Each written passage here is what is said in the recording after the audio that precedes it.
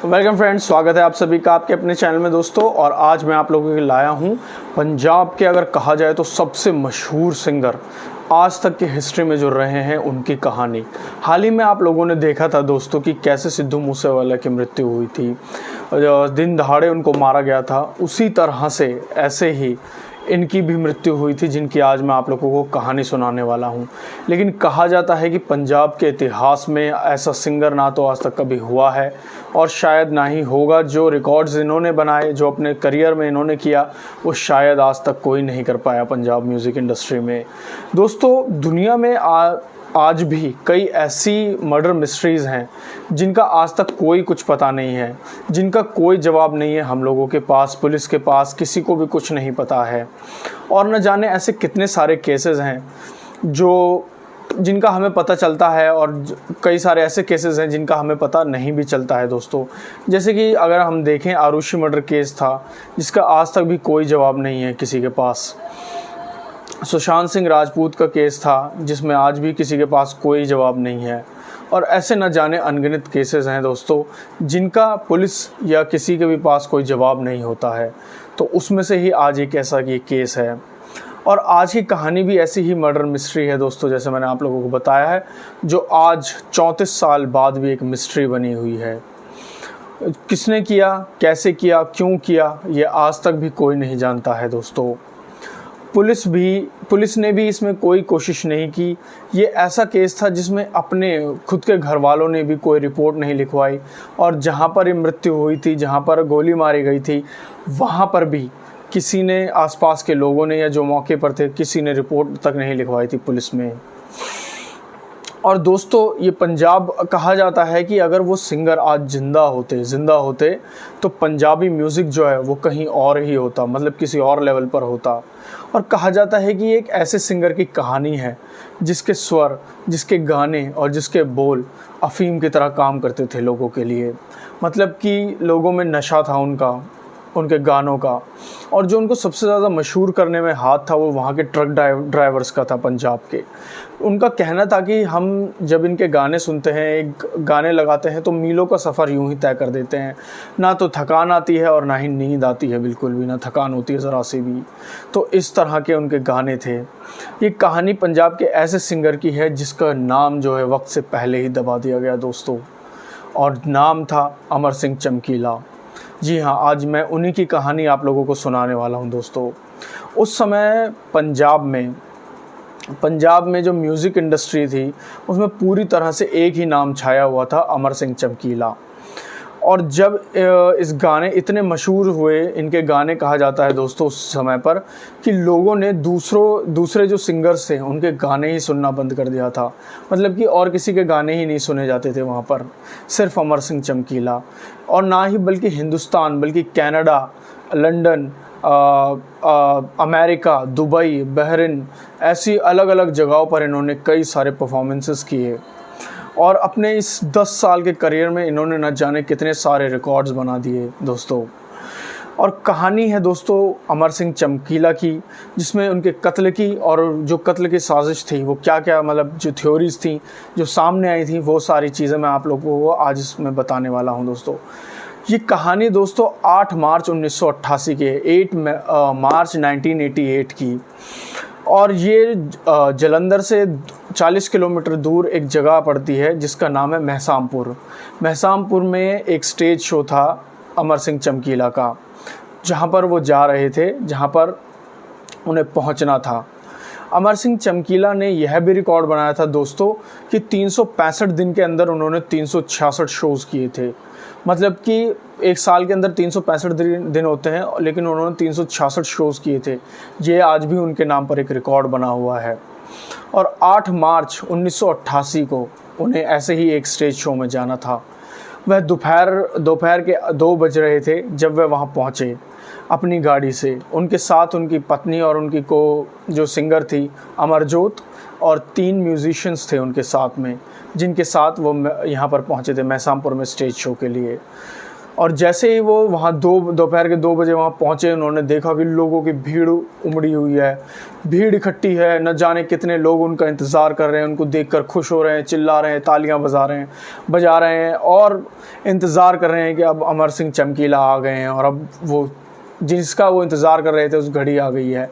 और वो लोग जो हैं उत्साह से भर जाते हैं।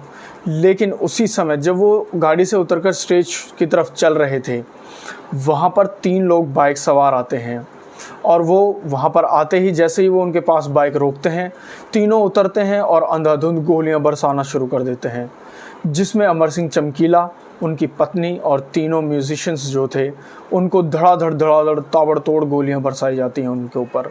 और गोलियां इतनी बरसाई गई थी कि सोचा भी नहीं जा सकता, मतलब कि उनकी मौके पर ही वो सारे वहीं गिर जाते हैं।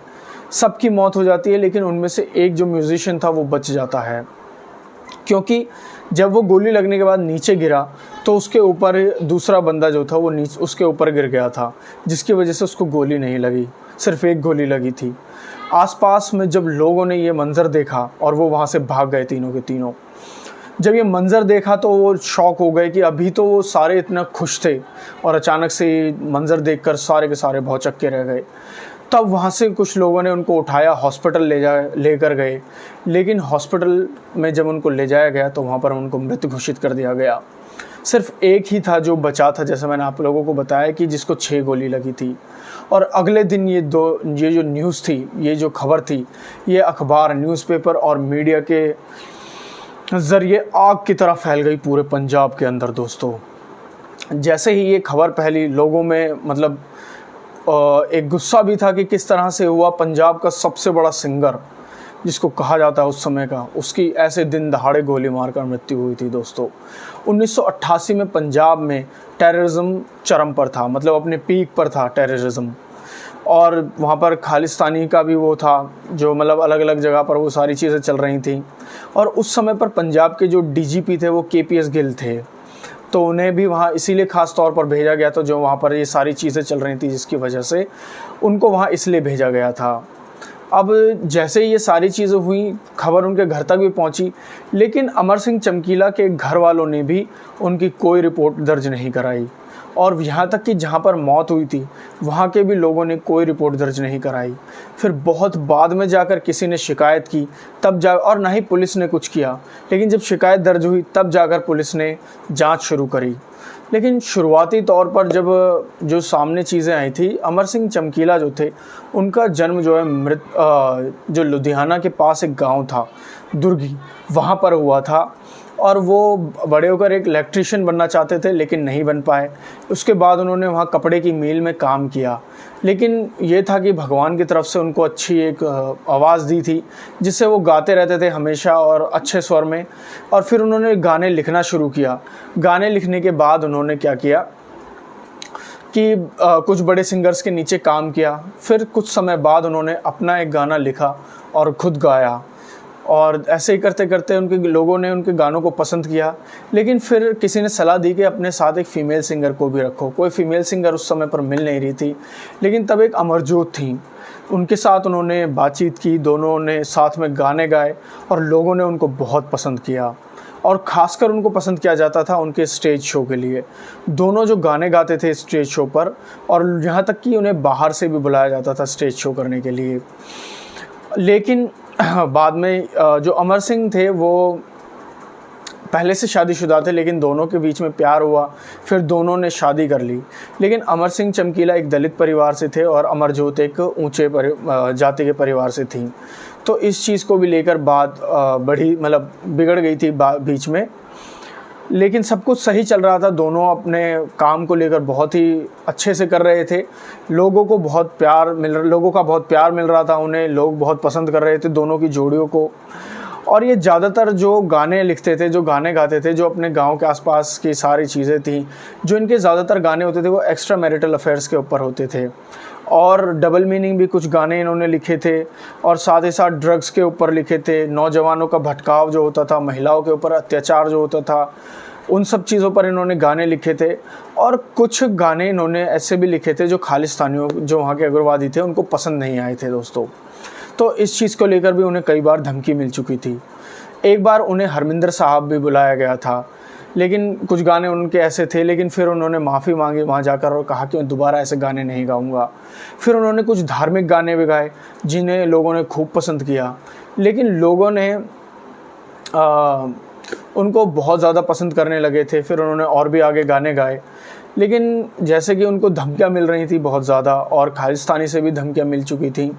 अब 1979 से और 1988 दोस्तों, 10 साल जो उनका करियर रहा, उस 10 साल के अंदर उन्होंने पूरे पंजाब म्यूज़िक इंडस्ट्री पर छत्र राज किया था। सबसे बड़े सिंगर थे पूरे वहाँ पर, पूरे पंजाब के अंदर, मतलब उनके बराबर कोई भी नहीं था। और शायद इससे भी ज़्यादा पॉपुलर वो आगे जाकर होते, क्योंकि अभी तो सिर्फ 10 साल ही हुए थे उन्हें काम करते करते उसमें। अगर आगे चलकर और वो इससे भी दुगने तिगने ज़्यादा मशहूर होते। लेकिन जो पुलिस ने जांच करी, जब सारी चीज़ें हुई, तो उसमें कुछ थ्योरीज सामने आई दोस्तों, जिन थ्योरीज में कहा जाता है कि सबसे पहली चीज़ जो सामने आई थी हत्या की, वो ये थी कि इन्हें खालिस्तानी द्वारा भी धमकियाँ जो मिली थी, एक तो ये दी गई थी सबसे बड़ी थ्योरी। और उसके बाद जो दूसरी थी वो ये थी कि ये ऑनर किलिंग का भी मामला था, हत्या नहीं थी। मतलब ऑनर किलिंग ये था कि सम्मान के लिए उनको मारा गया था। जैसे कि मैंने आप लोगों को बताया कि जो उनकी पत्नी थी अमरजीत, वो बड़े ऊंची जाति से थे और ये दलित जाति से थे, तो कहा गया था कि शायद उन लोगों ने इनको मरवाया है, लेकिन किसी भी इसका कोई खिलाफ सबूत नहीं मिला किसी के भी, और ना ही किसी और थ्योरी के खिलाफ। तीसरी थ्योरी इसमें ये बताई गई कि जब 1979 से मैंने आपको बताया 1988 तक उनके जैसे गाने किसी ने भी नहीं गाए थे, और ना ही कोई उनके बराबर था, ना ही दूसरे सिंगरों को कोई सुनता तक नहीं था। तो उनमें से ही कुछ पंजाब के दूसरे सिंगरों ने मिलकर कि कहा कि जब तक ये रहेंगे तब तक हमें कोई सुनेगा नहीं। तो उनमें से किसी सिंगर्स का हाथ था। और चौथी थ्योरी और पुलिस की जांच में ये भी सामने था कि जो अमरजीत सिंह चमकीला थे, इनको स्टेज शो के लिए बुलाया गया था। जिस इंसान ने बुलाया था, ये वहाँ ना जाकर किसी दूसरे स्टेज शो में चले गए, जिससे वो गुस्सा हुए और उन्होंने ये कदम उठाया। लेकिन किसी के भी खिलाफ, कोई भी थ्योरी के खिलाफ कभी कोई सबूत नहीं मिला, ये सिर्फ थ्योरीज थी। और जिन 3 लोगों ने गोलियां चलाई थी, हथियार लेकर आए थे, उनके खिलाफ भी कोई सबूत नहीं मिला, और ना ही वो खुद कभी मिले, ना ही वो पुलिस उन्हें ढूंढ पाई। और ये आज भी दोस्तों 34 साल बाद भी ये जो मर्डर है, जो दिन दहाड़े सबके सामने हुआ था, ये आज भी एक मिस्ट्री बना हुआ है। पंजाब के सबसे बड़े सिंगर का जो कत्ल हुआ था इस तरह। तो आज के लिए बस इतना ही दोस्तों। वीडियो अच्छी लगे तो इसको लाइक कीजिएगा, चैनल को सब्सक्राइब कीजिएगा और वीडियो को ज़्यादा से ज़्यादा लोगों के साथ शेयर कीजिएगा दोस्तों। जय हिंद।